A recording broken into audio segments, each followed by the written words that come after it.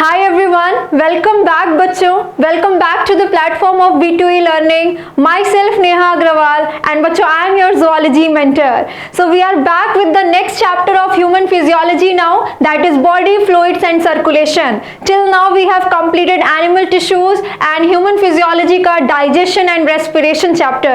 तो बच्चों अब मिलकर स्टार्ट करने वाले अपन थर्ड चैप्टर ह्यूमन फिजियोलॉजी का खल्लास कर देंगे, कौन सा? Body fluids and circulation. तो स्टार्ट करते बच्चों बॉडी फ्लूइड्स एंड सर्कुलेशन से. उससे पहले ध्यान से आप मेरी बात सुनो कि आपको अच्छे से साथ साथ इस चैप्टर को कंप्लीट करना है और साथ ही साथ नोट्स बनाने हैं और अपने चैप्टर को कंप्लीटली एनहांस करना है. कोई काम अपने बात के ऊपर नहीं छोड़ना है, ठीक है? देखो मैं आपको स्टेप्स बताती हूँ. बहुत सारे बच्चे परेशान रहते हैं कि मैम कैसे कैसे कहाँ से पढ़े, ये समझ में नहीं आता. इस स्टेप समझो बच्चों कैसे पढ़ना है. आप यहाँ पे लेक्चर के साथ साथ पहले तो नोट्स बनाओगे. नोट्स बनाने के बाद जाके आप उस दिन जितना पढ़ा उतने की एनसीईआरटी पढ़ के खत्म करोगे. बच्चों जो आप लेक्चर सीखने के बाद जाके एनसीईआरटी पढ़ोगे ना तो आपको बहुत इजी लगेगा कि अच्छा ये बात तो मुझे समझ में आती है, ठीक है, और आप आगे बढ़ जाओगे, ठीक है? एनसीईआरटी पढ़ते वक्त खास ख्याल रखो कि आपने उसके डायग्राम और उसकी लेबलिंग पे बहुत ज्यादा ध्यान दिया, क्योंकि जब भी नीट में डायग्रामेटिक क्वेश्चंस आते हैं बेटा तो डायग्रामेटिक क्वेश्चंस में एनसीईआरटी की लेबलिंग से ही आते हैं क्वेश्चंस, और वो आपको बहुत अच्छे से ध्यान रखनी है. इतना करने पे अगर आपको कोई एक्स्ट्रा पॉइंट मिलता है, वैसे तो यहाँ पे सब कुछ कवर्ड होगा, एनसीईआरटी की एक एक बात कवर्ड होगी, प्लस जितना एक्स्ट्रा नीट में पूछा जा सकता है वो सब कुछ कवर्ड होगा. स्टिल आपको कुछ नया मिलता है कि ये कुछ मैं नोट्स में अपनी नोट्स कॉपी में ऐड कर लेता हूँ वरना मैं भूल जाऊंगा, तो आप तुरंत की तुरंत उसको अपने नोट्स में वहां पे ऐड करो, ठीक है? इससे आपके नोट्स एनहांस होंगे. और इतना करने के बाद जब चैप्टर खत्म हो जाए बच्चों, उसके बाद जाके पीवाईक्यू सॉल्व करना, प्रीवियस ईयर क्वेश्चन सॉल्व करना. और प्रीवियस ईयर क्वेश्चन सॉल्व करते वक्त हमेशा ध्यान रखेंगे सिर्फ आते हुए ऑप्शन पे नहीं, जो ऑप्शंस आपको नहीं आते हैं वो भी समझ में आने चाहिए. मतलब जो ऑप्शंस आपके करेक्ट नहीं है, कोई एक ऑप्शन करेक्ट होगा बाकी इनकरेक्ट होंगे, तो इनकरेक्ट ऑप्शंस के बारे में बेटा आपको पूरी नॉलेज होनी चाहिए कि इसमें दिया क्या है, ताकि क्वेश्चन अगर वही किसी और फॉर्म में रिपीट किया जाए और थोड़ा डिफिकल्ट कर दिया जाए तो आप उसको सॉल्व कर सको. और जो कुछ भी आप क्वेश्चन सॉल्व करते वक्त सीखो वो कुछ भी अपने नोट्स में ऐड करोगे, ताकि आपके नोट्स एकदम होलसम होंगे. फाइनली आपको सिर्फ वो नोट्स पढ़ने होंगे. हालांकि यहाँ पे लेक्चर्स में आप एनसीईआरटी की सारी बातें सीखोगे, एनसीईआरटी के डायग्राम्स को भी रिवाइज करोगे, प्लस बेटा यहाँ पे हर टॉपिक के बाद जितने प्रीवियस ईयर इंपॉर्टेंट क्वेश्चंस पूछे गए हैं उसी टॉपिक के बाद आप साथ में सॉल्व करते जाओगे, जिससे आपकी स्टडीज, आपकी लर्निंग मेनी फोल्ड्स एनहांस हो जाएगी, ठीक है? तो चलिए स्टार्ट करते हैं with the chapter body fluids and circulation with all the जोश, ठीक है? चलो बेटा स्टार्ट करें बॉडी फ्लूइड एंड सर्कुलेशन से. उसके लिए बेटा पहले हमको पता होना चाहिए सर्कुलेटरी सिस्टम क्या है. What is circulatory system in our body? जैसे हमने पढ़ा खाना डाइजेस्ट करने के लिए अपने पास डाइजेस्टिव सिस्टम है, सांस लेते हैं ऑक्सीजन को सेल्स तक पहुंचाने के लिए हमारे पास रेस्पिरेटरी सिस्टम है. अब हम आ गए तीसरे बॉडी के सिस्टम पे, दैट इज सर्कुलेटरी सिस्टम. तो व्हाट इज सर्कुलेटरी सिस्टम बच्चों? सर्कुलेटरी सिस्टम मतलब आपकी बॉडी में कुछ ना कुछ सर्कुलेट हो रहा है, कुछ ना कुछ सर्कुलेट हो रहा है.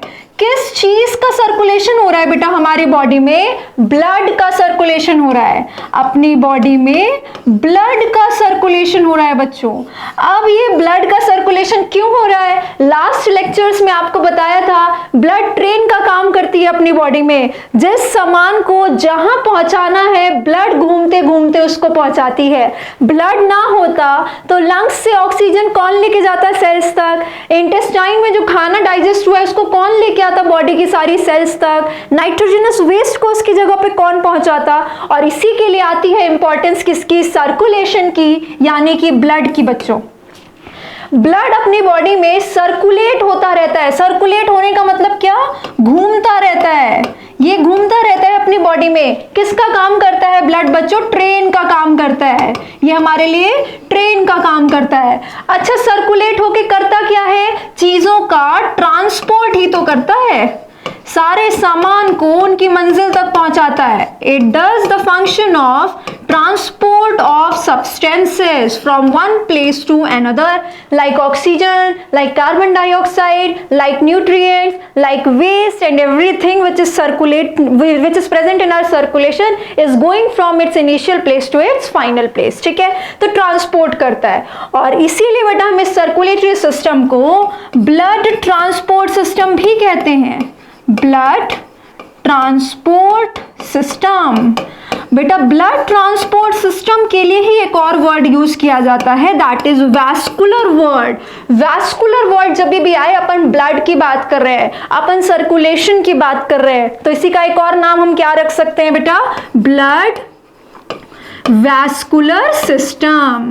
Blood vascular system. तो ये हम अपनी बॉडी में घूम रहे ब्लड की बात कर रहे हैं, उसके सिस्टम की बात कर रहे हैं, दैट इज सर्कुलेटरी सिस्टम की बात कर रहे हैं, या कह लो ब्लड ट्रांसपोर्ट सिस्टम की बात कर रहे हैं, या कह लो ब्लड वैस्कुलर सिस्टम की बात कर रहे हैं। और क्या चीजें इन्वॉल्व हैं इसमें, और क्या चीजें इन्वॉल्व हैं हमारे सर्कुलेटरी सिस्टम में बच्चों? इस ब्लड को पूरे प्रेशर के साथ फेंकने के लिए, ताकि ये बॉडी की सारी सेल्स तक पहुंच जाए उतने प्रेशर से, इन्वॉल्व है हमारा हार्ट। अपना हार्ट बेटा, हृदय हमारा, ये इन्वॉल्व है हमारे सर्कुलेटरी सिस्टम में। तो सर्कुलेटरी सिस्टम में घूम तो रहा है ब्लड, इसको धक्के से फेंक कौन रहा है? अपना हार्ट। ठीक है, और ये जो हार्ट से ब्लड जा रहा है बेटा, ये अपनी बॉडी में प्रॉपर ट्यूब्स के अंदर जा रहा है, ऐसे खुली जगह में नहीं फेंका हुआ, यानी कि ब्लड वेसल्स के अंदर है। ब्लड वेसल्स के अंदर है ये सारा का सारा ब्लड। आपने नाम सुना होगा किसका किसका? आपने नाम सुना होगा आर्टरीज का, आपने नाम सुना होगा बेटा वेन्स का, और आपने नाम सुना होगा कैपिलरीज का। ये सारी की सारी वेसल्स हैं जिनके अंदर ब्लड चलता है। ठीक है, तो अपने ब्लड सर्कुलेटरी सिस्टम या सर्कुलेटरी सिस्टम में देखो क्या क्या चीजें हैं। एक तो हो गया ब्लड, एक ऑर्गन हो गया बेटा हार्ट, और प्रेजेंट है हमारी ब्लड वेसल्स जिनके बारे में हमको पढ़ना है। हम सीखेंगे ब्लड क्या है, कहाँ पे प्रेजेंट है, कितना प्रेजेंट है, ब्लड के अंदर क्या क्या है। फिर हम सीखेंगे हार्ट का स्ट्रक्चर कैसा है और क्या इंपॉर्टेंस है, क्या क्या डिजीजेस हो सकती हैं हार्ट से रिलेटेड, सर्कुलेटरी सिस्टम से रिलेटेड, और हम इन ब्लड वेसल्स के बारे में यानी आर्टरी, वेन्स और कैपिलरीज के बारे में भी सीखेंगे। तो ये तो मैंने अभी आपको बताया कि हम इस चैप्टर में सीखने वाले क्या हैं, हम समझने क्या वाले हैं कि बॉडी में क्या हो रहा है और इस चैप्टर की इंपॉर्टेंस क्या है। ठीक है, अब स्टार्ट करते हैं बेटा, आ जाइए। सबसे पहले हम हर चैप्टर में ह्यूमन फिजियोलॉजी के सीखेंगे एक कंपैरेटिव स्टडी, एक कंपैरेटिव अकाउंट सीखना है हमको बेटा। आपने 9th क्लास से पढ़ा होगा, फाइलम्स होते हैं बड़े सारे, 11 फाइलम पढ़ते हैं एनिमल किंगडम में, है ना। पॉरीफेरा, सिलेंटरेटा, नाइडेरिया, प्लेटीहेल्मिन्थ्स, एस्केल्मिन्थ्स, ऐसे करके फाइलम्स पढ़ते हैं। तो बेटा क्वेश्चंस आते हैं बहुत, हर साल ऐसा एक क्वेश्चन मैच दी कॉलम करके आता है जिसमें आपको मैच करना पड़ता है कि अच्छा इस फाइलम के पास ऐसा सर्कुलेटरी सिस्टम है, ये वाली फाइलम के ऑर्गेनिज्म इस तरह से ब्रीथ करते हैं, ऐसे करके आपको मैच दी कॉलम बनाना होता है। तो उसके लिए हम एक चार्ट बना लेंगे यहीं पे, जिसमें हम सारा कुछ लिख लेंगे जो हमें याद रखना है। ठीक है, सबसे पहले यहीं की यहीं साथ के साथ याद करेंगे, दोबारा के लिए कुछ भी नहीं रखेंगे, साथ के साथ टेबल बनाइए और सबसे पहले सारी फाइलम्स के नाम लिख लीजिए, सारी फाइलम्स के नाम स्टार्ट करिए। फर्स्ट फाइलम हमको पता है बेटा पॉरीफेरा, दूसरी फाइलम बच्चों सिलेंटरेटा, सिलेंटरेटा। मैं इसकी टेबल भी बना के ला सकती थी, पर आप साथ साथ नोट्स बनाएंगे और साथ साथ इसको मेमोराइज करते हुए लिखेंगे। सब चीजें आपको दिमाग में बैठती जानी चाहिए, ठीक है, लेक्चर के साथ साथ ही। थर्ड फाइलम आती है बच्चों नाइडेरिया, ठीक है, सॉरी बेटा, सॉरी, नाइडेरिया सिलेंटरेटा को ही कहते हैं, नाइडेरिया सिलेंटरेटा का ही नाम है। थर्ड फाइलम आती है टीनोफोरा। नेक्स्ट फाइलम आती है बच्चों प्लेटीहेल्मिन्थ्स, ये आपको गाने की तरह याद होगी, जिनको नहीं याद है बेटा याद करेंगे, ठीक है, आज की आज। नेक्स्ट फाइलम आती है एस्केल्मिन्थ्स, एस्केल्मिन्थ्स। नेक्स्ट फाइलम बच्चों एनालिडा, एनालिडा। नेक्स्ट बता दो, आपको पता है आर्थ्रोपोडा, आर्थ्रोपोडा। नेक्स्ट क्या आती है मॉलस्का, नेक्स्ट आती है मॉलस्का। और फिर आती है बेटा, एक minute, Porifera, Coelenterata, Ctenophora, Platyhelminthes, Aschelminthes, Annelida, Arthropoda, Mollusca, Echinodermata बेटा। इसके बाद आती है इकाइनोडर्मेटा। फिर आती है बेटा 10th phylum, that is Hemichordata, Hemichordata. और लास्ट फाइलम आ गई जिसमें हम भी आते हैं, दैट इज कॉर्डेटा। तो कॉर्डेटा के भी कुछ कुछ पार्ट्स लिखेंगे बेटा, कॉर्डेटा के भी कुछ कुछ पार्ट्स लिखेंगे। जब हम कॉर्डेटा लिखेंगे, हो सकता है आपको ये कॉर्डेटा के पार्ट्स जो मैं लिखने जा रही हूँ वो ना पता हो, तो कोई प्रॉब्लम नहीं है, थोड़ा बहुत यहाँ पे सीखते चलो, आगे जब इस चीज को डिटेल में पढ़ोगे तो आपको ये बेसिक आता होगा। परेशान बिल्कुल नहीं होना है, जो तो आता है तो ऐसा सोचिए कि वो रिकॉल हो रहा है, रिवाइज हो रहा है, और नहीं आता है तो थोड़ा थोड़ा सब कुछ जानते चलिए, जो कि आप आगे डिटेल में पढ़ने ही वाले हैं। ठीक है, कॉर्डेटा में सबसे पहले आता है बेटा यूरोकॉर्डेटा, यूरोकॉर्डेटा जो कि एक टाइप का प्रोटोकॉर्डेट है जिसको ट्यूनिकेटा भी कहते हैं। उसके बाद आता है बेटा आपका सिफेलोकॉर्डेटा, सिफेलोकॉर्डेटा। और उसके बाद आते हैं बेटा आपके यूकॉर्डेट, जिसमें 5 क्लासेस पढ़ते हैं अपन, उन क्लासेस को लिख लेते हैं। क्या क्या क्लासेस है, आ जाओ। सबसे पहले आई थी फिशेस, पाइसेस जो पानी में रहती थी। फिर ऐसे ऑर्गेनिज्म आए थे जो पानी में और धरती पे दोनों पे रह सकते थे, एम्फीबियंस। फिर जो ऑर्गेनिज्म आए वो आए तो जमीन पे पर रेंग रहे थे, रेप्टाइल्स, है ना, रेप्टाइल्स। फिर आए बेटा बर्ड्स यानी कि एप्स एंड मैमल्स। ये सब नाम आपने सुने होंगे, थोड़ा बहुत आपको टूटा फूटा तो आइडिया होगा ही कि ये सब कुछ क्या है, बाकी आप डिटेल पढ़ोगे एनिमल किंगडम में इसकी। ठीक है, अब ये तो हमने लिख लिया कि कौन कौन से फाइलम्स हैं और किसमें किसमें हमको ब्लड सर्कुलेटरी सिस्टम सीखना है। तो आ जाइए अब करते हैं, इनमें कौन सा ब्लड सर्कुलेटरी सिस्टम प्रेजेंट है। हेमिकॉर्डेटा, आ जाओ। चलो बेटा, सबसे पहले पॉरीफेरा से लेकर एस्केल्मिन्स तक तो सीधा सीधा लगा दो कि इनके पास कोई वैस्कुलर सिस्टम है ही नहीं बेटा। इनकी बॉडी में कोई वैस्कुलर सिस्टम बना ही नहीं था, तो 5 फाइलम की तो कहानी खत्म हो गई। इनकी बॉडी में कोई सिस्टम नहीं है जिससे ये अच्छे से एक्सचेंज और ट्रांसपोर्ट ऑफ गैसेस कर सकते हो, ट्रांसपोर्ट ऑफ सब्सटेंसेस कर सकते हो, ट्रांसपोर्टेशन मीडियम अच्छा नहीं है इनका, तो 5 की कहानी तुमने खत्म कर दी। अब देखो, 2 तरह के सिस्टम्स होते हैं, एक क्लोज्ड सर्कुलेटरी सिस्टम, एक ओपन सर्कुलेटरी सिस्टम। दोनों सिस्टम में क्या डिफरेंस है ये मैं आपको सिखाऊंगी। अभी के लिए सिर्फ आप जानो कि एक क्लोज सिस्टम होता है, ओपन सिस्टम होता है। क्लोज वाला ज्यादा अच्छा होता है जो कि हमारे पास भी है, ओपन वाला थोड़ा कम अच्छा होता है, बेकार होता है। ठीक है, तो आपको क्लोज सिस्टम बेटा सिर्फ 2 में याद रखना है। क्लोज सिस्टम एक तो आप लिखना एनालिडा में क्लोज सर्कुलेटरी सिस्टम, और एक प्रेजेंट होता है बेटा कॉर्डेटा में क्लोज्ड सर्कुलेटरी सिस्टम। यानी इन सब में होना चाहिए क्लोज सर्कुलेटरी सिस्टम। अभी हम आएंगे उसकी कहानी पे। तो अभी आपने क्या किया, एनालिडा में क्लोज सर्कुलेटरी सिस्टम और कॉर्डेटा में क्लोज सर्कुलेटरी सिस्टम। बाकी सब में क्या लिखते जाओगे बेटा, बाकी सब में ओपन, यहाँ पे ओपन, यहाँ पे ओपन सर्कुलेटरी सिस्टम। इकाइनोडर्मेटा पे जब तुम आओगे, इकाइनोडर्मेटा जिसमें स्टार फिशेस आती हैं बेटा, इनके पास भी कोई सर्कुलेटरी सिस्टम नहीं होता, no circulatory system, no circulatory system, no vascular system. But बच्चे एक नाम आपको पूछा जा सकता है इकाइनोडर्मेटा के बारे में, एक हीमल पैरीहीमल नाम का सिस्टम होता है, वो इकाइनोडर्मेटा के पास पाया जाता है। तो यहीं पे लिख लो, इन केस आपको हीमल पैराहीमल सिस्टम पूछा जाए तो आपको पता होगा कि अच्छा हाँ, हीमल पैरीहीमल सिस्टम तो इकाइनोडर्मेटा में होता था जिसमें स्टारफिश पाई जाती है। बस इतना, इससे ज्यादा आपको नहीं पूछेगा कि ये हीमल पैरीहीमल क्या होता है। ठीक है, पहला तो सर्कुलेटरी सिस्टम यहां नहीं है, इन 5 में नहीं है, और इकाइनोडर्मेटा के पास एक सिस्टम है जिसका नाम है हीमल पैराहीमल सिस्टम। ठीक है, इतनी बात हो गई। हेमिकॉर्डेटा में भी आपको अलग से नहीं पूछेगा, बिकॉज यहाँ पे भी वैसे ही नॉर्मल ओपन सर्कुलेटरी सिस्टम ही होता है, यहाँ पे भी ओपन सर्कुलेटरी सिस्टम ही होता है। हेमिकॉर्डेटा कॉर्डेटा और नॉन कॉर्डेटा के बीच में आते हैं, और इनको अलग से आपको ज्यादा डिटेल में नहीं जानना। ठीक है, अब आओ, क्वेश्चन आपको कहां पे कंफ्यूज करके पूछता है। ये देखो बेटा, ये जो मॉलस्क होते हैं इसमें दो तरह के मॉलस्क का नाम आपने या तो पढ़ा होगा 9th-10th में, या 11th-12th अगर आपने कर ली है ऑलरेडी तो आपने इनके नाम सुने होंगे, एल्स अभी आप मेरे साथ आगे एनिमल किंगडम में सीखोगे।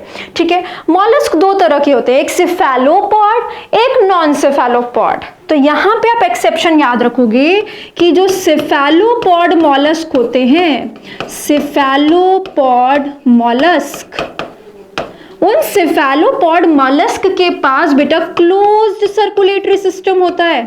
क्लोज्ड सर्कुलेटरी सिस्टम जो हमने याद किया था कि सिर्फ एनालिडा और कॉर्डेटा के पास है, वैसा मॉलस्क में सिफेलोपॉड मॉलस्क के पास क्लोज सर्कुलेटरी सिस्टम है। यानी कि वेरी सिंपल, अगर आपको पूछे नॉन सिफेलोपॉड किसके पास कौन सा है, तो नॉन सिफेलोपॉड के पास क्या हो जाएगा, ओपन। इन जनरल पूछे सिफेलोपॉड मॉलस्क के पास बताओ तो बोलोगे ओपन। हमने पहले क्या लिखा है, ओपन लिखा है। इन जनरल मॉलस्क पूछे तो ओपन बोलना, नॉन सिफेलोपॉड और सिफेलोपॉड अलग से पूछे तो सिफेलोपॉड में क्लोज और नॉन सिफेलोपॉड में ओपन सर्कुलेटरी सिस्टम। इस बात को इसी टाइम याद कर लो। बाकी क्लोज आपको इन जनरल पूरा फाइलम का याद रखना है, एनालिडा में और कॉर्डेटा में। जबकि बेटा अभी जब तुम कॉर्डेटा में आओगे तो ये जो सबसे पहले कॉर्डेटा आए थे, ये यूरोकॉर्डेटा, जो सबसे ज्यादा प्रिमिटिव हैं, पुराने जमाने के कॉर्डेट्स हैं, ये बेटा ओपन सर्कुलेटरी सिस्टम रखते हैं। ये अकेले हैं जो ओपन रखते हैं, बाकी सबके पास क्लोज सर्कुलेटरी सिस्टम है। बाकी सबके ही पास क्लोज्ड सर्कुलेटरी सिस्टम है। ठीक है, तो अगेन इन जनरल आपको सिर्फ कॉर्डेटा पूछे तो आप क्लोज बोलोगे, लेकिन यूरोकॉर्डेटा या उसकी कोई एग्जांपल अलग से पूछे तो आप ओपन बताओगे और बाकी सब में क्लोज बताओगे। ठीक है, तो एक ये वाली बात यहाँ पे याद रखनी है, यूरोकॉर्डेट में ओपन। एक आपको याद रखना है सिफेलोपॉड मॉलस्क में क्लोज, बाकी आपको क्लोज याद रखना है इन दोनों में। बाकी इसमें कोई सिस्टम्स नहीं होते। एकाइनोडर्मेटा में कोई वैस्कुलर सिस्टम नहीं है, एक सिस्टम है हीमल पैराहीमल सिस्टम। और बच्चे एक लास्ट चीज यहीं पे याद कर लो, आगे जो तुमको सीखनी है यही याद करके खत्म करो। ये जो एनालिड्स होते हैं इसमें हम बोलते तो है क्लोज सर्कुलेटरी सिस्टम है, पर बाद में आप पढ़ोगे एनिमल किंगडम में इनकी एक क्लास होती है जिसमें लीचेस होती हैं। लीच जानते हो ना, जो चिपक जाती है ना, वो लीच जो होती है उसमें ओपन सर्कुलेटरी सिस्टम होता है। लीचेस में ओपन सर्कुलेटरी सिस्टम होता है। तो यहीं पे हमने ये तो याद कर ही लिया, एज अ होल फाइलम पे हमको बताना क्या है, कौन सा सिस्टम, प्लस उसमें एक्सेप्शन क्या है, ताकि वो अगर हमको पूछे एक्सेप्शन से क्वेश्चन पूछे तो इस एक टेबल से ही, इस एक चार्ट से ही आप सारा कुछ सही सही करेक्ट कर सकते हो कि किसी में विदाउट एनी एक्सेप्शन लिखा है तो हमको क्या आंसर देना है, और इन जनरल पूछ रहा है तो हमको क्या आंसर देना है। ठीक है, अब एक और बात हमको यहाँ क्या सीखनी होती है, ये जो 5 क्लासेस है बेटा, Pisces, amphibian, reptiles, birds and mammals, जो वर्टिब्रेट्स की 5 क्लासेस हैं, ये वर्टिब्रेट्स की 5 क्लासेस हैं। इन 5 क्लासेस में बेटा एक और चीज सीखनी होती है कि इनका जो हार्ट है उसमें कितने चैम्बर्स हैं। जैसे अपने हार्ट में 4 चेम्बर्स हैं, वैसे इन सबके हार्ट के बारे में सीखना होता है। तो यहीं पे सीखते हैं। देखो, पाइसेस के पास बेटा 2 चेम्बर्ड हार्ट होता है। पाइसेस के पास सिर्फ 2 चेम्बर्स होते हैं, हार्ट में 2 कमरे होते हैं। ठीक है, एम्फीबियंस और रेप्टाइल्स के पास बेटा 3 चेम्बर्ड हार्ट होता है। एम्फीबियंस और रेप्टाइल्स के पास 3 चेम्बर्ड हार्ट होता है। ठीक, जबकि बर्ड्स और मैमल्स के पास बेटा 4 चेम्बर्ड हार्ट होता है। 4 चेम्बर्ड। अपने पास तो 4 चेम्बर्स होते हैं, अपने जैसे बर्ड्स के पास भी 4 चेम्बर्स हैं। बर्ड्स में और हम में बहुत सारी सिमिलैरिटीज हैं, जैसे कि हम भी बेटा वार्म ब्लडेड हैं और बर्ड्स भी वार्म ब्लडेड हैं, वैसे ही हमारे पास भी 4 चेम्बर्ड हार्ट है और बर्ड्स के पास भी 4 चेम्बर्ड हार्ट है। जबकि रेप्टाइल्स एम्फीबियंस के पास 3 चेम्बर्ड है और पाइसेस के पास 2 चेम्बर्ड है। यहीं पे एक एक्सेप्शन याद करिए बेटा, अगर विदाउट एनी एक्सेप्शन आपको रेप्टाइल्स का पूछे तो गलत हो जाएगा। रेप्टाइल्स में एक एक्सेप्शन आती है, कौन सी, आपने बहुत ज्यादा इसके बारे में सुना होगा, क्रो क्रोकोडाइल की एक्सेप्शन के बारे में। बेटा ये जो क्रोकोडाइल होता है ना, मगरमच्छ, इसके पास 4 चेम्बर्ड हार्ट होता है। बर्ड्स और मैमल्स की तरह, हमारी तरह 4 चेम्बर्ड हार्ट है मगरमच्छ के पास भी, ऐसे ध्यान रखेंगे, ठीक है। तो ये फिर से हो गया जो इन जनरल पूछा जाएगा और आपको एक्सेप्शंस के बारे में ध्यान रखना है, ठीक है। So this is all about the comparative study of circulatory system in different organism, कि डिफरेंट ऑर्गेनिज्म में किसमें सर्कुलेटरी सिस्टम है या नहीं है, किसमें ओपन है, किसमें क्लोज है, और किसमें कौन सी एक्सेप्शन है, किसमें कितने चेम्बर्ड हार्ट है और उसमें कौन सी एक्सेप्शन है, ठीक है। इतना आप लिख लिख के याद करेंगे बच्चों, ध्यान रखो आपको चीजों को लिख के याद करना है। जब आप लिख के याद करते हो ना तो ब्रेन में छपता है और ज्यादा लंबे टाइम तक याद रहता है, ठीक है। उसके भूलने की पॉसिबिलिटी बहुत कम हो जाती है, तो इसको लिख लिख के टेबल को याद करिएगा। अब अपन स्टार्ट करते हैं एकदम मेन अपने सर्कुलेटरी सिस्टम से। चलिए, सर्कुलेटरी सिस्टम का पहला पार्ट ले रहे हैं बेटा ब्लड की बात करने वाले हैं अपन, ठीक है। जब ब्लड की बात करने वाले हैं तो पहले ब्लड के बारे में कुछ चीजें भी तो हमको पता हो।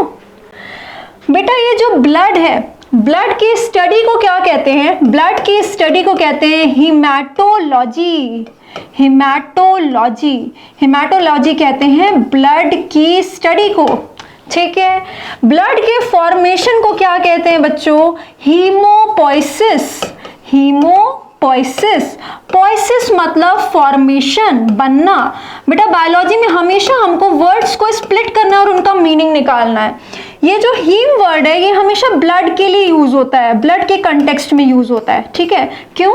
क्योंकि ब्लड रेड कलर का होता है, लाल रंग का होता है। लाल रंग कहां से आया? ब्लड के अंदर आरबीसी है। आरबीसी में क्या प्रेजेंट था बच्चों? हीमोग्लोबिन। हीमोग्लोबिन के स्ट्रक्चर में क्या सीखा था बताओ? हीमोग्लोबिन में क्या प्रेजेंट होता है? हीम और ग्लोबिन, और हीम के पास क्या था? आयरन। इसकी वजह से हीम का कलर कैसा था? रेड। इसीलिए तो हीमोग्लोबिन रेड हो गया और रेड ब्लड सेल रेड हो गया, और उसकी वजह से अपना ब्लड कैसा हो गया? रेड हो गया। और उस रेड कलर की वजह से हमने बोला है हीमोपोइसिस। हीम वर्ड कब आता है? ब्लड के लिए आता है। पोइसिस मतलब फॉर्मेशन, यानी haemopoiesis is the formation of blood. बच्चों कहां होता है हीमोपोइसिस? सबने सुना होगा, सबको पता होगा कि मैम हमारी बोन मैरोज में, हमारी बॉडी की जो लंबी लंबी बोन्स है, हाथ पैर की और रिब्स जैसी जो लंबी लंबी बोन्स हैं, उसके बोन मैरो में, उसके अंदर जो हमने सीखा था एक बोन मैरो एक सामान होता है, वो एक्चुअल में जो कि एडिपोज टिश्यू होता है, तुमने टिश्यूज में सीखा हुआ है, तुमको याद होगा कि वहीं पे बनता है। पर बच्चों उनका क्या? जब अभी फीटस बना हो, जब अभी फर्टिलाइजेशन हुई हो, जाइगोट बना हो, और उस फीटस के पास, भ्रूण के पास कोई बोन्स ही नहीं बनी है अभी, तो क्या उसके पास ब्लड नहीं होगा? क्या लगता है उसके पास कोई ब्लड नहीं होगा? बिल्कुल होगा बच्चों, बस उसके ब्लड की फॉर्मेशन उसके बोन्स में नहीं हो रही होगी, उसके बोन मैरो में नहीं हो रही होगी। तो बच्चों जब फीटस थे, जब हम पैदा भी नहीं हुए थे, जब हम फीटस थे, एम्ब्रियो थे, जब हम भ्रूण थे बेटा, तो हमारे ये ब्लड फॉर्मेशन का ठेका सबसे पहली बारी लिया किसने था? योग सैक ने लिया था। योग सैक ने फर्स्ट टाइम हमारे ब्लड को बनाने की जिम्मेदारी उठाई थी। ये योग सैक, तुम आगे बढ़ोगे ह्यूमन रिप्रोडक्शन में कि मदर और फीटस के बीच का एक कनेक्शन होता है, ठीक है। योग सैक एक एक्स्ट्रा एम्ब्रियोनिक मेम्ब्रेन होती है, वो योग सैक ने ब्लड बनाया था। बेटा उसके बाद बच्चे का धीरे धीरे लिवर बन गया, तो बेटा योग सैक के बाद ये जिम्मेदारी ले ली थी बच्चे के लिवर ने। देख रहे हो, liver is such a multitasker, बहुत सारे काम करता है आपके लिए। ग्लाइकोजेनेसिस, ग्लूकोनियोजेनेसिस, आपको ऐसे बहुत सारे काम पता है। यूरिया साइकिल ब्लड में चलती है, और देख रहे हो जब हम पैदा भी नहीं हुए थे बच्चों, तब इसने हमारे लिए ब्लड भी बनाया था, ठीक है। डिटॉक्सिफिकेशन करता है, बहुत सारे काम अभी भी करता है लिवर हमारे लिए, बाइल्स का फॉर्मेशन करता है, पर उसने जब हम पैदा नहीं हुए थे तो हमारे लिए ब्लड बनाया था। अच्छा, लिवर के बाद नंबर आया था बोन मैरो का। अब जब उस बच्चे की, फीटस की, एम्ब्रियो की हड्डियां बनने लग गई, तब तो छोटी छोटी हड्डियां थी ना बच्चों, तो सिर्फ एक दो हड्डी के बोन मैरो से तो काम होगा नहीं, तो ऑल बोन मैरोज। उसके बाद नंबर आया था कि सारी की सारी बोन मैरो, जितनी भी उसके पास हड्डियां थी, छोटी छोटी कई सारी हड्डियां बन रही हैं, उनके अंदर जो भी बोन मैरो था, उन्होंने मिल के बच्चे के लिए ब्लड बनाया था। फिर जैसे जैसे बच्चे की ग्रोथ हुई, तब जाके ये काम सिर्फ लॉन्ग बोन मैरोज ने ले लिया। जैसे कि अभी भी हमारे में ब्लड फॉर्मेशन यानी कि हीमोपोइसिस बच्चों सिर्फ लॉन्ग बोन्स के अंदर जो बोन मैरो है, हमारी बॉडी की लंबी लंबी हड्डियों के अंदर जो बोन मैरो है उसमें हो रहा है हीमोपोइसिस, यानी सारी बॉडी की ब्लड की जितनी भी सेल्स हैं वो वहां पे बन रही हैं।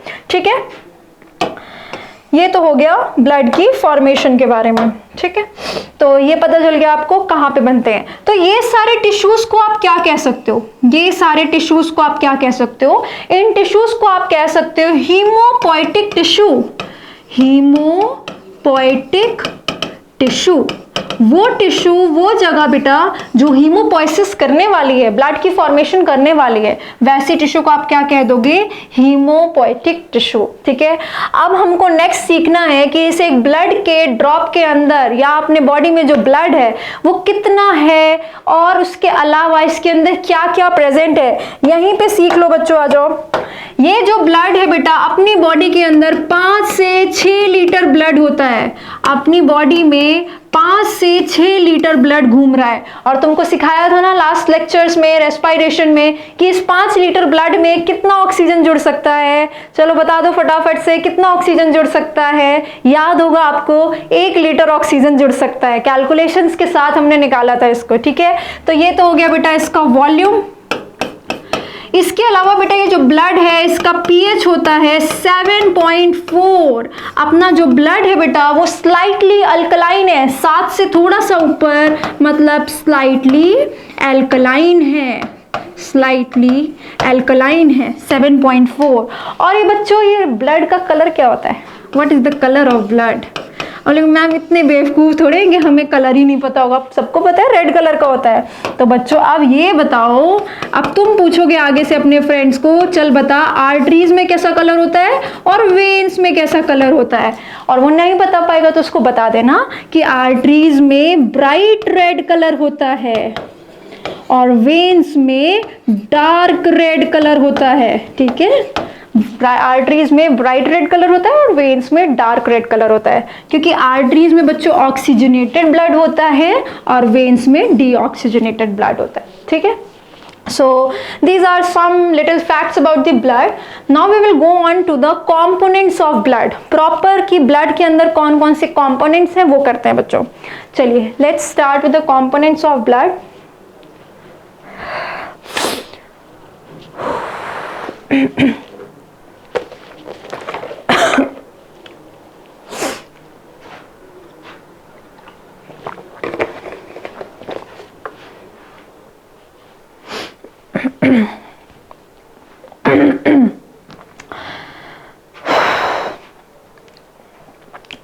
तो आज बेटा अपन स्टार्ट करते हैं with the components of blood now. ठीक है, कि ब्लड के अंदर कंपोनेंट्स कौन कौन से प्रेजेंट है। तो बेटा अपन सिंपल सा काम करने वाले हैं, अपन क्या करेंगे, पूरे ब्लड को 2 पार्ट्स में डिवाइड कर देंगे। ठीक है, कितने पार्ट है बच्चों, 2 पार्ट्स में डिवाइड कर देंगे। एक तो ब्लड का 55% पार्ट हमने एक साइड पे कर दिया। ठीक है, 50 से भी ज्यादा 55% पार्ट एक साइड पे कर दिया, और एक साइड पे बेटा ब्लड का बचा वो 45% पार्ट कर दो। ठीक है, अब ये जो ब्लड का 55% पार्ट है वो ब्लड का लिक्विड वाला पार्ट है, फ्लूइड वाला पार्ट है, उस वाले पार्ट को कहते हैं बेटा प्लाज्मा। प्लाज्मा कहते हैं। तो अपन ब्लड प्लाज्मा की बात कर रहे हैं। ठीक है, तो 55% पार्ट तो ब्लड के अंदर उसका फ्लूइड वाला पार्ट है, लिक्विड वाला पार्ट है। ठीक, 45% इसके अंदर बेटा सेल्स होती हैं। हम लिख रहे हैं 45% पार्ट को फॉर्म्ड एलिमेंट्स, लिख रहे हैं फॉर्म्ड एलिमेंट्स। ठीक है, अभी मैं तुमको बताऊंगी मैंने उसको फॉर्म्ड एलिमेंट्स क्यों लिखा। उससे पहले तुम मुझे ये याद दिलाओ कि ब्लड कैसा टिश्यू है, कौन से टिश्यू में आता है, याद करो बच्चों। अपन ने किया था ना सारे टिश्यूज, उसमें अपन ने ब्लड का नाम कहाँ पे लिखा था, कनेक्टिव टिश्यू में। तो ब्लड क्या है, आ जाओ यहीं पे ऐड कर लो जिसको नहीं याद है। ब्लड बच्चों कैसा टिश्यू है, कनेक्टिव टिश्यू है, एक टाइप का कनेक्टिव टिश्यू है। किस कैटेगरी के अंदर रखा था इसको, स्पेशलाइज्ड कनेक्टिव टिश्यू के अंदर रखा था। और बेटा जब भी हम कनेक्टिव टिश्यू की बात करते हैं हमने 3 चीजों की बात करनी थी, याद है, मैट्रिक्स, फाइबर्स और सेल्स। ठीक है। तो ये जो ब्लड होता है बेटा, ये पूछा हुआ क्वेश्चन और एनसीईआरटी ने दिया हुआ है टिश्यू के अंदर, तुम ध्यान से पढ़ोगे तो, कि ये जो ब्लड है उसके अंदर फाइबर्स नहीं होते बेटा, फाइबर्स नहीं होते, फाइबर फ्री होता है ये वाला कनेक्टिव टिश्यू, ठीक। और इसके पास मैट्रिक्स होगा और इसके अंदर सेल्स पड़ी होंगी, इसके मैट्रिक्स को ही तो प्लाज्मा कहते हैं बेटा। तो ब्लड के अंदर क्या क्या बचा, ये एक स्पेशलाइज्ड कनेक्टिव टिश्यू है जिसमें मैट्रिक्स है, यानी कि ब्लड प्लाज्मा है, जो ग्राउंड सब्सटेंस होता है वो फ्लूइड पार्ट है, और उसके अंदर बड़ी सारी सेल्स हैं, ठीक है। और क्योंकि इसके अंदर सिर्फ मैट्रिक्स है जिसको हम प्लाज्मा कहते हैं, जो कि फ्लूइड टाइप का है, जेल टाइप या सॉलिड टाइप नहीं है, इसीलिए हम इसको फ्लूइड कनेक्टिव टिश्यू भी तो कहते हैं। Blood is specialised connective tissue और fluid connective tissue and it has plasma and cells, ठीक है। याद आ गया सबको? अब आ जाओ आगे वापस से। तो ये तो हो गया ब्लड प्लाज्मा जिसमें ग्राउंड सब्सटेंस है, मैट्रिक्स है, और ये हो गया 45% फॉर्म्ड एलिमेंट्स। बेटा हमने इसको फॉर्म्ड एलिमेंट कहा, सीधे सेल्स क्यों नहीं कह दिया? सेल्स क्यों नहीं कह दिया कि यहाँ पे 45% में ब्लड सेल्स हैं? सोचो जरा सा। क्योंकि बेटा इस ब्लड प्लाज्मा के अंदर जो सेल्स हैं वो 3 टाइप्स की हैं। एक तो होती है बेटा रेड ब्लड सेल, ठीक है, अभी मैं इनके बारे में आपको सिखाऊंगी, अभी थोड़ा थोड़ा सीखो। एक तो होती है रेड ब्लड सेल, एक होती है वाइट ब्लड सेल, फिर से तुमने सेल बोला, और तीसरे का नाम है बच्चों प्लेटलेट्स, प्लेटलेट्स, ठीक है। अब देखो इसको रेड ब्लड सेल या कॉर्पसल कह सकते हो। सेल या कॉर्पसल तो एक ही बात है, कॉर्पसल सेल को ही कहते हैं, मतलब ये कंप्लीट सेल है, ठीक है। ये भी एक कंप्लीट सेल है, ये भी एक कंप्लीट सेल है। पर जो प्लेटलेट होती है बेटा, अभी मैं आपको आगे बताऊंगी उसके बारे में, ये कंप्लीट सेल नहीं होती। Platelet is not complete cell, ये कंप्लीट सेल नहीं है, ये सिर्फ सेल का फ्रेगमेंट है, सेल का टुकड़ा है। और क्योंकि ये कंप्लीट सेल नहीं है बेटा, इसीलिए हमने पूरे के पूरे इनको ब्लड सेल्स नहीं कहा, हमने फॉर्म्ड एलिमेंट्स कह दिया। क्योंकि इस 45% में 2 तो सेल्स हैं, रेड ब्लड सेल और white blood cell, red blood corpuscle and white blood corpuscle, जबकि प्लेटलेट सेल्स का टुकड़ा है। तो आप इनको ब्लड सेल्स से बेटर है कहो फॉर्म्ड एलिमेंट्स हैं, जिसमें 2 तो कंप्लीट सेल है और एक नहीं है, ठीक है। ये वाली बात क्लियर है? अब आओ प्लाज्मा पे। अब हम किस पे आ रहे हैं? प्लाज्मा वाले पार्ट पे। क्या है प्लाज्मा में बेटा? ये ब्लड का मैट्रिक्स है, ये ब्लड का मैट्रिक्स है जो कि फाइबर फ्री है। ध्यान से जाके जब एनसीईआरटी टिश्यूज वाला पार्ट पढ़ोगे तो वहां पे ये वाली बात दी हुई है और आपको इस पे क्वेश्चन भी आ चुका है, ठीक है। फाइबर फ्री होता है ब्लड का प्लाज्मा, इसमें फाइबर्स नहीं होते। तो ये फ्लूइड वाला पार्ट है प्लाज्मा, और एक हो गया आपके फॉर्म्ड एलिमेंट्स, ठीक है। आप दोनों के बारे में एक एक करके सीखते हैं कि इनके पास प्रेजेंट क्या है। सबसे पहले लेते हैं बेटा ब्लड प्लाज्मा के बारे में। सबसे पहले आते हैं ब्लड प्लाज्मा के बारे में। बेटा ये जो ब्लड प्लाज्मा है, सबसे पहले इसके बारे में अभी तक हमको क्या क्या पता है? ये 55% पार्ट है, 55% पार्ट है ब्लड का, ठीक है। बेटा ये येलो कलर का होता है, येलो कलर का होता है।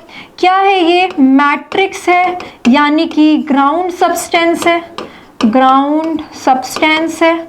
और बेटा इसके अंदर फाइबर्स नहीं होते, इट इज फाइबर फ्री। इतना तो हम ऑलरेडी जानते हैं इसके बारे में। अब आगे क्या करना है बेटा, इसके अंदर प्रेजेंट क्या क्या है, इस 55% में प्रेजेंट क्या क्या है उस पे आ जाओ, ठीक है। बेटा इस 55% प्लाज्मा में सबसे ज्यादा तो सिर्फ पानी है, क्योंकि फ्लूइड कनेक्टिव टिश्यू है ना, फ्लूइड पार्ट ज्यादा है, बहुत ज्यादा इसके अंदर। तो इस 55% का, बच्चों ध्यान देना, मैं ब्लड का नहीं बोल रही, मैं ये जो प्लाज्मा है 55% प्लाज्मा है, अब उसकी बात कर रही हूँ। उसके अंदर बेटा इस 55% प्लाज्मा में 92% बेटा पानी है, वाटर है, ठीक। पहली बात।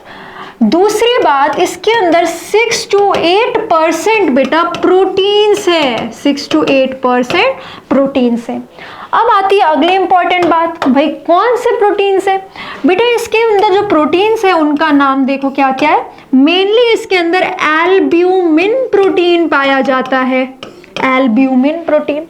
एक इसके अंदर बच्चे ग्लोब्यूलिन प्रोटीन पाया जाता है, ग्लोब्यूलिन प्रोटीन। नाम से क्या पता चल रहा है, ग्लोब्यूलर है, गोलाकार टाइप का है, ठीक है, पढ़ते हो तुम बायोमोलिक्यूल्स में। और एक इनके अंदर होते हैं बेटा क्लॉटिंग प्रोटीन। जब आपके हाथ पे कहीं पे कट लग जाता है और खून बहुत ज्यादा बाहर बहने लगे तो अपने आप खून जम जाता है, ब्लड की क्लॉटिंग हो जाती है। वो ब्लड क्लॉटिंग होती है क्योंकि अपने ब्लड के अंदर क्लॉटिंग प्रोटीन्स हैं, तो वो क्लॉटिंग प्रोटीन्स भी तो घूम रहे हैं प्लाज्मा में। क्लॉटिंग प्रोटीन्स और क्लॉटिंग फैक्टर्स, इनको ही कह देते हैं क्लॉटिंग फैक्टर्स, ठीक है। अब देखो इसमें थोड़ा थोड़ा काम सीखो कि ये एल्ब्यूमिन क्या करता है। एल्ब्यूमिन ब्लड का ऑस्मोटिक बैलेंस करता है। ऑस्मोटिक बैलेंस क्या होता है बच्चों, कितने पानी में कितना नमक डालना है, कितनी चीनी डालनी है, कितनी शक्कर, कितना नमक रखना है, कैसी शिकंजी बनानी है, बस यही मतलब होता है ऑस्मोटिक बैलेंस का। ब्लड अपना बड़ा जिद्दी है बेटा, ये फिक्स रखता है कि मुझे अपना वॉल्यूम इतना ही रखना है, मैं अपने अंदर आयंस इतना ही रखूंगा, अपने अंदर नमक इतना ही रखूंगा, salts, ions, everything it is fixed कि वो कितना रखना चाहता है। उससे ऊपर नीचे करना उसको पसंद नहीं है बिल्कुल भी, तो वो उस बैलेंस को बना के रखता है। और उस बैलेंस को चेक कौन करता रहता है ब्लड में, एल्ब्यूमिन प्रोटीन। कुछ भी इसको गलत लगेगा ना ऑस्मोटिक बैलेंस में, तो जाके सबको जहां जहां पे ठीक करने के हमारे मैकेनिज्म रखे उनको मैसेज दे देगा, ठीक है। अब आओ ग्लोब्यूलिन प्रोटीन पे। ये जो ग्लोब्यूलिन प्रोटीन होते हैं ये भी बेटा 3 टाइप्स के होते हैं, alpha globulin, beta globulin and gamma globulin. तीसरा है गामा ग्लोब्यूलिन। और इस गामा ग्लोब्यूलिन की थोड़ी ज्यादा इंपॉर्टेंस है बेटा, ये गामा टाइप वाला जो ग्लोब्यूलिन प्रोटीन है जो कि ब्लड में घूम रहा है, that forms immunoglobulin. Direct question है बेटा, ये इम्यूनोग्लोब्यूलिन बनाता है। अब तुम बोलोगे मैम इम्यूनोग्लोब्यूलिन क्या होता है? ऐसा ग्लोब्यूलिन जो कि है गामा ग्लोब्यूलिन टाइप का, जो इम्यूनिटी दे सकता है तुमको, तुम्हारा डिफेंस बनाएगा। वो जब बाहर से कोई अटैक करेगा एंटीजन तुम्हारी बॉडी में जाएगा।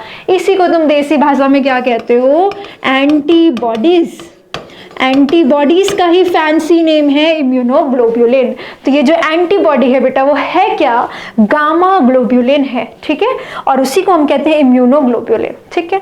क्लॉटिंग फैक्टर्स या क्लॉटिंग प्रोटीन्स आपको पता ही है क्या करेंगे, जब भी कट लग जाएगा तो ब्लड लॉस को रोकेंगे और ब्लड क्लॉटिंग में हेल्प करेंगे। अगर बेटा क्लॉट ना होता, खून ना जमता चोट पे, तब तो अपना खून बाहर ही बहता जाता, फिर तो खून ही कम हो जाता बॉडी में, है ना, ब्लड लॉस हो जाता। तो उससे बचाता है हमको clotting protein. So this is all about the plasma, कि ब्लड के प्लाज्मा में क्या क्या है, ठीक है। अब आगे बढ़ते हैं बच्चों, आते हैं नेक्स्ट पार्ट पे, 45% पार्ट पे, दैट इज फॉर्म्ड एलिमेंट्स, ठीक है।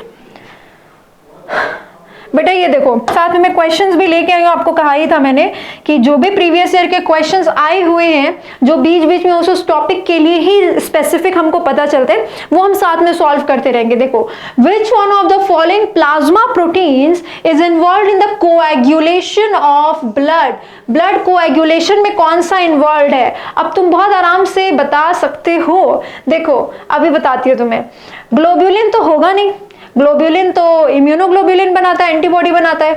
एल्ब्यूमिन भी नहीं होगा, ये ऑस्मोटिक बैलेंस को चेक करता है। सीरम अमाइलेज जैसा अभी हमने कुछ पढ़ा ही नहीं। बचता है बच्चों फाइब्रिनोजेन। ये जो फाइब्रिनोजेन है बेटा, ये जो हमने अभी प्रोटीन्स किए हैं, यहाँ पे आ जाओ, ये जो क्लॉटिंग प्रोटीन्स किए ना बेटा, 12 से 13 क्लॉटिंग प्रोटीन्स होते हैं अपनी बॉडी में, ये मैं अभी आपको आगे बताऊंगी। पर आप एक इंपॉर्टेंट प्रोटीन का नाम यहीं पे याद रख सकते हो जो एनसीईआरटी ने भी लिख के दिया है आपको, fibrinogen. Fibrinogen, fibrinogen is a blood clotting protein बेटा।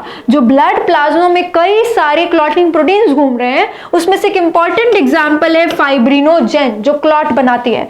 तो अब यहाँ पे जो वापस से क्वेश्चन पे क्या आंसर बन जाएगा इसका? कौन सा प्लाज्मा का प्रोटीन है जो ब्लड के कोएगुलेशन में हेल्प कर रहा है? फाइब्रिनोजेन बच्चों, फाइब्रिनोजेन हेल्प कर रहा है। फाइब्रिनोजेन क्या है? क्लॉटिंग प्रोटीन है, क्लॉटिंग प्रोटीन है।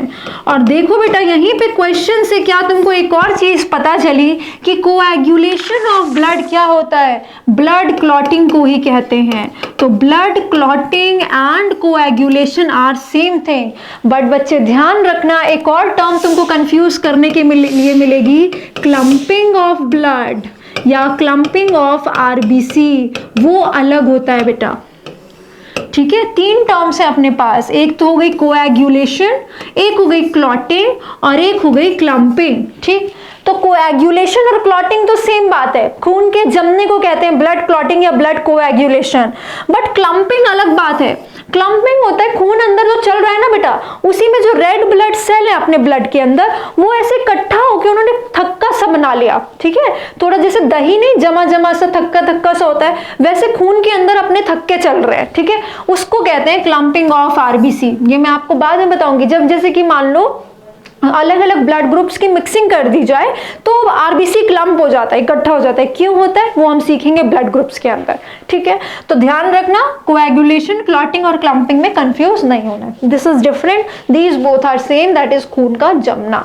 ठीक है, ये वाली बात हो गई बेटा। अब नेक्स्ट आते हैं अगले पार्ट पे, दैट इज एक और क्वेश्चन है बेटा, एक और क्वेश्चन है, serum differs from blood in lacking.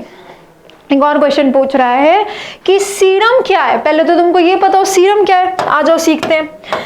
देखो बेटा, अपन ने क्या किया कि ब्लड में भाई दो चीजें हैं, क्या क्या, एक तो सेल्स है, फॉर्म्ड एलिमेंट्स है सारे के सारे, और प्लाज्मा है। ठीक है, अब ये प्लाज्मा में एक तरफ तो कर दो बेटा इसके सारे पार्ट्स, एवरीथिंग। ठीक है, और एक अलग कर दो बेटा इसका क्लॉटिंग फैक्टर्स, क्लॉटिंग फैक्टर्स जैसे कि फाइब्रिनोजेन और भी होते हैं, इसके अलावा 12-13 क्लॉटिंग फैक्टर्स होते हैं। बच्चे क्लॉटिंग फैक्टर अगर तुमने हटा दिया ना प्लाज्मा में से, तो इस बचे हुए पोर्शन को कहते हैं सीरम, इस बचे हुए पोर्शन को कहते हैं सीरम। अब मेरी बात ध्यान से सुनो, अगर जो तो तुमसे प्लाज्मा और सीरम के बीच में पूछे तो तुम बोला serum plus clotting factor is equal to plasma, या plasma minus clotting factor is equal to serum, plasma minus clotting factor is equal to serum. लेकिन बेटा अगर सीरम को तुमसे ब्लड के रेस्पेक्ट में पूछे तब क्या बोलोगे कि भाई इस ब्लड में से सेल्स को भी माइनस करो और क्लॉटिंग फैक्टर्स को भी माइनस करो, तब मैं मिलूंगा। तीन चीजें हो गई, 1 2 3। तुमसे इसके बारे में पूछ रहा हो तो तुम बोलोगे ब्लड में से इसको भी माइनस करो और इसको भी माइनस करो। यानी अगर ब्लड से स्टेटमेंट पूछेगी तो serum is equal to blood minus cells minus clotting factors is equal to serum. ठीक है, इतनी चीजें आपको करनी पड़ेंगी। अब आओ क्वेश्चन पे, क्वेश्चन में पूछ रहे serum differs from blood.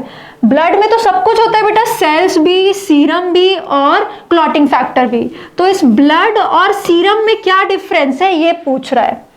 Serum differs from blood in lacking. दूसरी बात बेटा, जब भी आप ऐसे क्वेश्चन सॉल्व करना ना तो आप देखना आपसे किसका डिफरेंस पूछ रहा है, सीरम डिफर्स फ्रॉम ब्लड पूछ रहा है या ब्लड डिफर्स फ्रॉम सीरम पूछ रहा है। यहाँ पे आपको पूछ रहा है सीरम डिफर्स फ्रॉम ब्लड। ये बहुत सारे बच्चे अननोइंगली अनकॉन्शियसली ये वाली गलती कर देते हैं बेटा, ध्यान नहीं देते कि स्टेटमेंट बात किसके बारे में निकालना चाहता है, उस पर ध्यान दो, तभी एकदम करेक्ट आंसर मिलेगा आपको।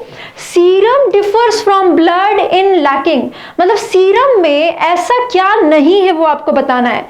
एंटीबॉडीज नहीं है, या क्लॉटिंग फैक्टर्स नहीं है, या एल्ब्यूमिन्स नहीं है, या ग्लोब्यूलिन्स नहीं है। अब आपको पता है ना ब्लड के पास तो सब कुछ है, पर सीरम में क्लॉटिंग फैक्टर नहीं है। अगर हम सीरम को लेंगे तो ब्लड के पास तो क्लॉटिंग फैक्टर है पर सीरम के पास नहीं है। तो क्या आंसर हो जाएगा बेटा, क्लॉटिंग फैक्टर्स। ब्लड के पास क्लॉटिंग फैक्टर्स हैं और सीरम के पास नहीं है। ये नीट सेकेंड फेज वाले में 2016 में आया हुआ क्वेश्चन है। ठीक है, तो ये तो हो गया आपका ब्लड प्लाज्मा के बारे में।